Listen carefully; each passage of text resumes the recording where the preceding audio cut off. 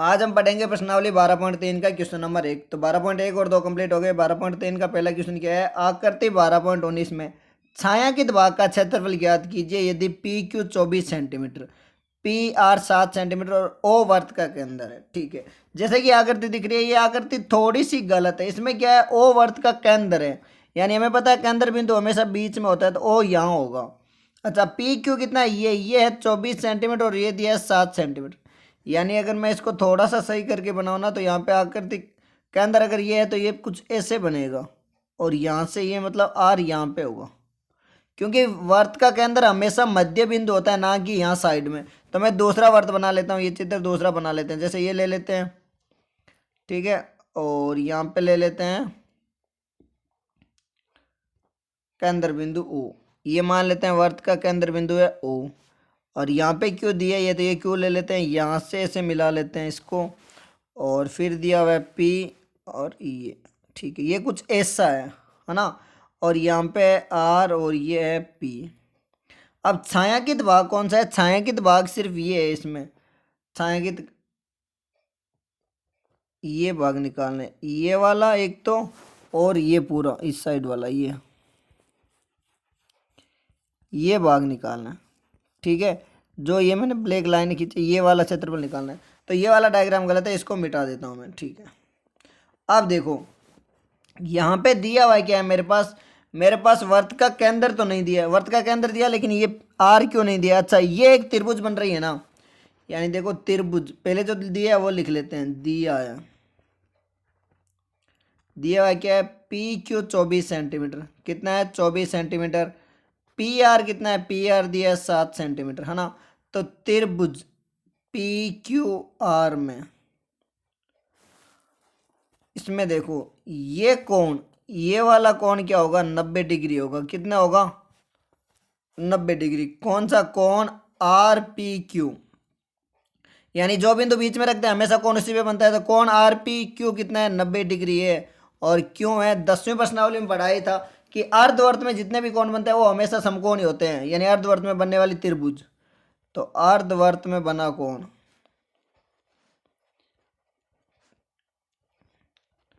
ठीक है, ध्यान रखना। अगर मान लो कहीं पे भी अर्धवर्त है, जैसे मान लो यहाँ बना देता हूँ, ये मान लो वर्त है, तो इस अर्धवर्त में मान लेते हैं यहाँ पे एक केंद्र बिंदु है ये। तो इसमें अगर मैं कोई भी त्रिभुज बनाऊँ, चाहे मान लो ऐसे बनाता हूँ, ठीक है, चाहो तो ये बना लेते हैं, मान लो अगर ऐसे बनाऊँ, तो ये सभी क्या होते हैं, ये वाला ये, फिर मान लो अगर यहाँ पे बनाता हूँ तो ये सभी क्या होते हैं, ये हमेशा समकोण त्रिभुज यानी 90 डिग्री होते हैं ये सभी। ये क्या कहता है, अर्धवर्त में बनने वाले त्रिभुज हमेशा समकोण त्रिभुज होती है, ये बात ध्यान रखना।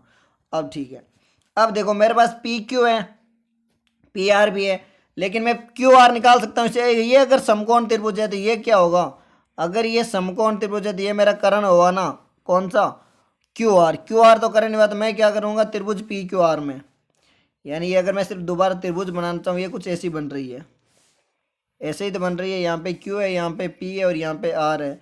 ये 24 है, ये 7 है, और ये मुझे निकालनी है, यहाँ पे कहीं पे ओ है ना। तो त्रिभुज पी क्यू आर में पाइथागोरस प्रमेय से,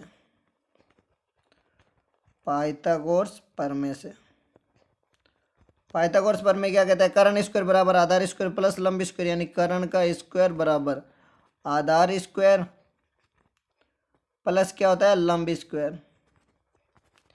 यही होता है पाइथागोरस प्रमेय। तो यहाँ पे कर्ण कौन सा है, कर्ण है ये क्यू आर, यानी क्यू आर का स्क्वायर बराबर कितना होगा, पी आर और पी क्यू। तो पी आर क्या है, 7 का स्क्वायर प्लस ये कितना है, 24 का स्क्वायर। 7 का कितना होता है, 49, यानी ये हो गया 49 प्लस 24 का कितना होता है, 576। ठीक है, तो वर्ग याद होने चाहिए, कम से कम 30 तक तो वर्ग याद होने ही चाहिए। तो क्यू आर स्क्वायर बराबर 49 में 76 जोड़ूंगा तो कितना हो जाएगा, 9 और से 15, 1 7 8 4 12 असल 1 625। ठीक है, तो क्यू आर कितना हो जाएगा, यहाँ से जब मैं ये वर्ग हटाऊंगा, ये जब स्क्वायर हटाऊंगा तो यहाँ पे क्या लग जाता है, वर्गमूल। तो वर्गमूल में 625, और 625 किसका वर्ग होता है, 625 होता है 25 का वर्ग, यानी 625 का वर्गमूल कितना होता है, 25। ठीक है, अब मेरे पास ये आ गया। अब देखो मुझे निकालना क्या था, छायांकित भाग का क्षेत्रफल, है ना। तो मैं क्या बता सकता हूँ, ये देखो अर्धवर्त है, ध्यान से देखना कौन सा, ये अर्धवर्त है ना, यानी ये तो पूरा है अर्धवर्त, ठीक है। इस अर्धवर्त का क्षेत्रफल, अगर इस क्षेत्रफल में से मैं सिर्फ इस त्रिभुज के क्षेत्रफल को माइनस कर दूंगा तो मेरे पास ये छायांकित बचेगा ना। मान लेते हैं अर्धवर्त का क्षेत्रफल है फॉर एग्जांपल कि ये 100 है, कितना है 100, और अगर ये मान लेते हैं 20 है तो ये कितना बचेगा, 80 तो बचेगा। तो मैं क्या करूंगा, छायांकित भाग का क्षेत्रफल अर्धवर्त का क्षेत्रफल माइनस त्रिभुज का क्षेत्रफल, ठीक है। अब निकालना है छायांकित भाग का क्षेत्रफल ना, हाँ तो छायांकित भाग का क्षेत्रफल, छायांकित भाग का क्षेत्रफल किसके बराबर होगा, छायांकित भाग का क्षेत्रफल बराबर होगा अर्धवर्त का क्षेत्रफल माइनस त्रिभुज का क्षेत्रफल। अब बस सूत्र सारे याद होने चाहिए, 12वीं 13वीं ऐसी प्रश्नावली 5वीं और 7वीं, इनमें सूत्र याद है तो बस सूत्र में सिर्फ संख्या रखनी है और जोड़ बाकी गुणा भाग करके हल करना है और कुछ नहीं। तो अर्धवर्त का क्षेत्रफल क्या होता है, वर्त का क्षेत्रफल, वर्त का क्षेत्रफल होता है पाई आर स्क्वायर। तो हमें किसका चाहिए, अर्धवर्त मतलब आधे का ना, तो किसी संख्या को आधा करने के लिए क्या करते हैं, 2 का भाग। तो अर्धवर्त का क्षेत्रफल क्या होता है, पाई आर स्क्वायर बट्टा 2 माइनस त्रिभुज का क्षेत्रफल क्या होता है, 1/2 गुणा आधार गुणा ऊंचाई, यही होता है बस। अब देखो पाई का मान कितना होता है, देखो पहले तो 1/2 गुणा पाई का मान होता है 22/7 इंटू आर कितना है, आर इसने दिया है 25, हमने निकाला था ना, ये आर ही तो है, ये वर्त की त्रिज्या ही तो है। यहाँ पे देख लो ये क्या है, क्यू आर वर्त की त्रिज्या है, ध्यान रखना क्यू आर क्या है, वर्त की त्रिज्या, ठीक है। तो क्यू आर कितना है 25, यानी आर हो गया 25, और यहाँ पे ये त्रिभुज में, इस त्रिभुज में ये कितना है 7 और ये 24 है ना, यानी आधार 7 और ऊंचाई कितनी है 24, ठीक है। तो यहाँ पे वैल्यू पुट कर लेते हैं, पाई आर स्क्वायर तो 25 इंटू 25 माइनस 1/2 इंटू आधार कितना है 7 इंटू ऊंचाई कितनी है 24, क्योंकि त्रिभुज में यही थी 24 और 7। अब जो कट रहे हैं वो काट लेते हैं, 11 इंटू 2 22, सॉरी ये 25 क्या है, ये 25 व्यास है, सो यहाँ पे थोड़ी गलती कर दी, हाँ वर्त का व्यास है, ये त्रिज्या नहीं है, वर्त का क्या है व्यास है, वर्त का व्यास है। तो त्रिज्या क्या होगी, व्यास का आधा, हाँ 1 मिनट। तो यहाँ पे त्रिज्या कितनी होगी, ये है 25 सेंटीमीटर, ये क्या है डी है, ये क्या है डी है वर्त का व्यास। तो आर कितना हो जाएगा 25/2, ये बात ध्यान रखना, ठीक है। हाँ तो यानी त्रिज्या कितनी होगी, यहाँ पे बट्टा 2 और यहाँ पे भी क्या कर लेता हूँ बट्टा 2, ये तो कट गया, यहाँ से ये कट रहा है 12 इंटू 2 24। तो अब कर लेते हैं गुणा, 11 इंटू 25 इंटू 25/7 इंटू 4 माइनस यहाँ कितना हुआ 12 इंटू 7 84। अब देखो सीधे तो कोई पूरी संख्या तो कट नहीं रही, मतलब पॉइंट में आएगी। तो मैं क्या कर लेता हूँ, पहले काट लेता हूँ जो कट रहे हैं उनको और बाद में गुणा कर लेंगे। तो पहले मैं इनको गुणा कर लेता हूँ, 11 इंटू 25 और 25 कितना होता है 625 बट्टा 7 इंटू 4 माइनस 84, क्योंकि मैंने कल भी बताया था पिछले वीडियो में और आज फिर बता रहा हूँ, ध्यान रखना अगर बड़ी संख्या से गुणा या भाग नहीं कर सकते हो तो छोटी छोटी संख्या को या गुणनखंड करके उसको गुणा कर लेनी चाहिए, आंसर तो वही आना है।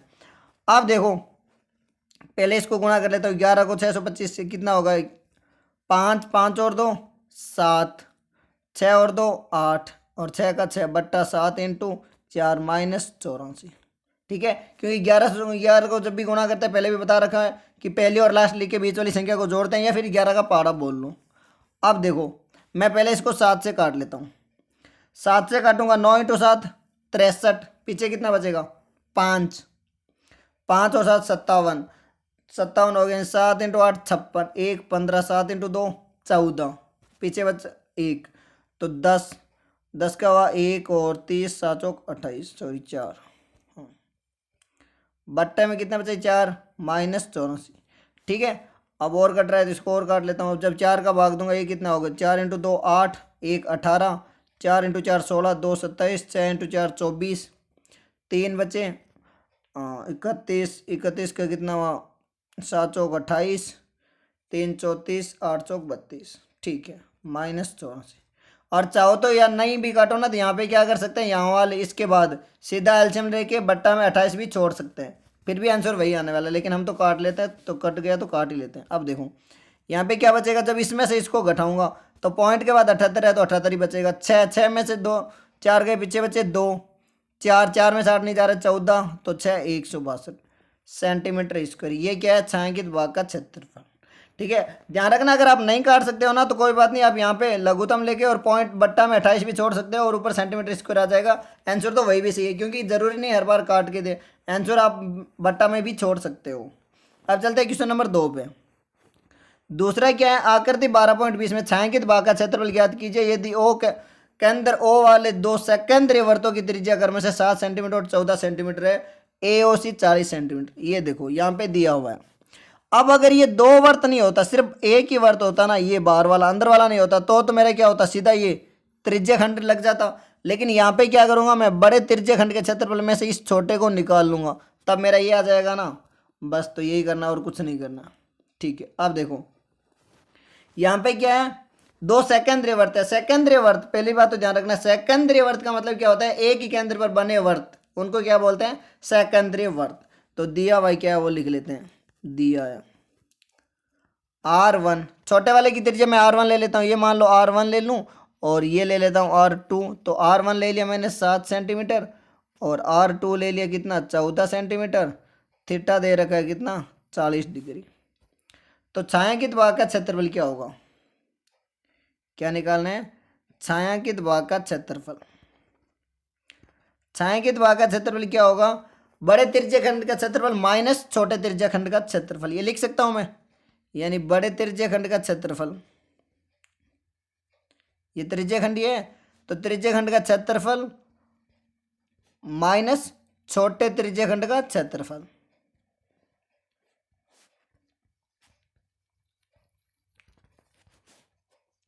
ठीक है, अब देखो त्रिज्या खंड का क्षेत्रफल क्या होता है, पाई आर स्क्वायर थीटा बटा 360। क्या होता है त्रिज्या खंड का क्षेत्रफल, त्रिज्या खंड का क्षेत्रफल होता है पाई आर स्क्वायर थीटा बटा 360 माइनस छोटे वाले का भी क्या होता है, पाई आर स्क्वायर थीटा बटा 360। अब देखो बड़े वाले के लिए त्रिज्या मैंने क्या ली थी, बड़े वाले की त्रिज्या R2 ली थी, तो यहाँ पे क्या लिखूंगा R2 और यहाँ पे R1, क्योंकि पाई तो समान है, थीटा भी समान है, 360 भी समान है। यहाँ पे चेंज किया सिर्फ और सिर्फ त्रिज्या। अब या तो क्या कर सकते हैं, इन दोनों में अलग अलग वैल्यू रख के सोल्व कर सकते हैं, या क्या करें, कैलकुलेशन आसान बनाने के लिए इनमें जो कॉमन आ रहे हैं उनको बाहर ले लेते हैं, ताकि हमारी कैलकुलेशन आसान हो जाएगी। यानी पाई थीटा बट्टा 360, ये क्या आ रहा है कॉमन, तो यहाँ पे क्या बचा R2 स्क्वायर, क्योंकि यहाँ पे देखो मैंने क्या किया है, ये पूरा कॉमन ले लिया यहाँ से, पाई थीटा ये सब, तो पीछे यही बचा। और इसी प्रकार यहाँ पे भी मैंने क्या किया, ये इतना बाहर ले लिया, तो ये बचा। ठीक है, अब देखो माइनस यहाँ पे क्या बचा, R1 का स्क्वायर। अब वैल्यू रख देते हैं, पाई का मान कितना होता है 22/7, यानी 22/7 इंटू थीटा कितना है 40 डिग्री है ना, कितना था 40। ठीक है, तो थीटा हो गया 40/360 गुणा, यहाँ पे देखो फिर और आसान बनाने के लिए या तो 14 का स्क्वायर माइनस 7 का स्क्वायर, ये तो छोटी संख्या कर सकते हैं, नहीं तो एक दूसरा ऑप्शन ये भी है कि R2 माइनस R1 और R प्लस R1 ये भी कर सकते हैं, क्योंकि एक फॉर्मूला होता है A square minus B square, क्या होता है A प्लस बी गुणा A माइनस बी। ठीक है, तो ये भी कर सकते हैं, यानी इसको ये भी कर सकते हैं R2 प्लस R1 गुणा R2 माइनस R1। ये बात ध्यान रखना, कि ये आसान बनाने के लिए बस, तो ये सूत्र भी लगा सकते हैं अपन। अब रख देते हैं वैल्यू और जो कटेंगे उनको काट लेंगे। यहाँ पे क्या आ रहा है 22/7 इंटू ये कट रहा है 0 से 0 और 1/9। अब R2 कितना है 14 + 7 गुणा ये क्या होगा 14 - 7, ये हो गया 22/7 इंटू 1/9 इंटू 14 और 7 कितना हुआ 21 इंटू 14 - 7 क्या हुआ 7, तो 7 से 7 कट गया। अब ये 1 मिनट, ये 3 से कट रहा है, 3 × 3 9, 7 × 3 21। ठीक है, तब मेरा उत्तर क्या हुआ 22 × 7 कितना हुआ 154/3 सेंटीमीटर स्क्वायर। बस चाहो तो यहाँ छोड़ सकते हो, या फिर अगर काटना चाहो पॉइंट में लाने के लिए तो छायांकित भाग का क्षेत्रफल क्या होगा 5 × 3 15, 1 × 3 3, पीछे बचा 1, 3 × 3 ये सेंटीमीटर स्क्वायर। ये क्या है, चाहो तो ये लिख लो या ये, दोनों उत्तर तो दोनों ही सही है। ये क्या है छायांकित भाग का क्षेत्रफल। ठीक है, अब चलते हैं क्वेश्चन नंबर 3 पे। क्वेश्चन नंबर 3 क्या है? क्वेश्चन नंबर 3 देखो, आकृति 12.21 में छायांकित भाग का क्षेत्रफल ज्ञात कीजिए यदि ए बी सी डी भुजा 14 सेंटीमीटर वाले एक वर्ग है। यानी ए बी सी डी ये क्या है? ये एक वर्ग है, ठीक है। जैसे ये एक वर्ग है तथा ए पी डी और बी पी सी यानी ये दो अर्धवर्त है। कौन से? एक तो ये अर्धवर्त दिख रहा है और एक ये वाला जो अर्धवर्त। अब देखो ये कितना है? ये है 14। तो ये अर्धवर्त का क्या बन रहा है? व्यास ही बन रहा है ना, यानी अर्धवर्त की त्रिज्या कितनी होगी? 7 सेंटीमीटर, ठीक है। अब देखो क्या लिख सकते हैं, दिया है वर्ग की भुजा। क्या दिया है? वर्ग की भुजा। और वर्ग की भुजा को नॉर्मली ए से लिखते हैं। क्या लिखते हैं? ए, 14 सेंटीमीटर, ठीक है। और डी वर्त का व्यास 14 सेंटीमीटर, क्योंकि भुजा और व्यास तो एक ही है ना, दोनों तो बराबर ही होंगे। यानी आर कितना हो जाएगा? 14/2, 7 सेंटीमीटर। अब छायांकित भाग का क्षेत्रफल, तो इसके लिए क्या कर सकते हैं? वर्ग का क्षेत्रफल माइनस ये एक आधा बन रहा है और आधा ये, मतलब आधा तो ये और आधा ये, आधा और आधा मिलके एक पूरा वर्त बन गया ना। तो चाहो तो एक वर्त का या फिर 2 इंटू अर्धवर्त का क्षेत्रफल, जैसा आपको अच्छा लगे। यानी छायांकित भाग का क्षेत्रफल क्या होगा? छायांकित भाग का क्षेत्रफल, छायांकित भाग का क्षेत्रफल क्या हो जाएगा? वर्ग का क्षेत्रफल, क्योंकि पूरा वर्ग है तो वर्ग का क्षेत्रफल माइनस, चाहो तो सीधा लिख लो वर्त का क्षेत्रफल, या फिर क्या कर सकते हैं 2 इंटू अर्धवर्त का क्षेत्रफल, क्योंकि सूत्र तो वही बनना है। बता सकता हूं ये तो मैं। आप देखो कैसे बनना है भाई। मान लो मैं वर्त का लिखूंगा तो क्या वर्त का क्या होता है? पाई आर स्क्वायर। और अगर 2 इंटू अर्धवर्त का लिखूंगा तो क्या होगा? 2 इंटू अर्धवर्त का क्या होता है? पाई आर स्क्वायर बट्टा 2, तो 2 से 2 कटेगा, आएगा तो पाई आर स्क्वायर ही। ये बात ध्यान रखना, ठीक है। अब वर्ग का क्या होता है क्षेत्रफल? भुजा स्क्वायर। क्या होता है? भुजा स्क्वायर माइनस 2 इंटू अर्धवर्त का क्या होता है? पाई आर स्क्वायर बट्टा 2, तो 2 से 2 कटा। अब वैल्यू रख लेते हैं। वर्ग की भुजा कितनी है? 14, तो 14 का स्क्वायर माइनस पाई का मान क्या होता है? 22/7 इंटू आर कितना है? 7 इंटू 7, तो 7 से 7 कटा। 14 का स्क्वायर कितना होता है? 196 माइनस 22 इंटू 7 कितना होता है? 154। तो छायांकित भाग का क्षेत्रफल कितना होगा? 196 से 154 घटाया, कितना बचा? 42 सेंटीमीटर स्क्वायर। बस यही क्या है आंसर। ये क्या है? छायांकित भाग का क्षेत्रफल, छायांकित भाग। तो ध्यान रखना, बस क्या है, सिर्फ सूत्र है, सूत्र में वैल्यू पुट करनी है और जोड़ भाग की गुणा भाग बहुत ही सही तरीके से करनी है, कहीं गलती नहीं करनी है, क्योंकि अगर थोड़ी सी भी गलती हुई ना तो उत्तर गलत आएगा।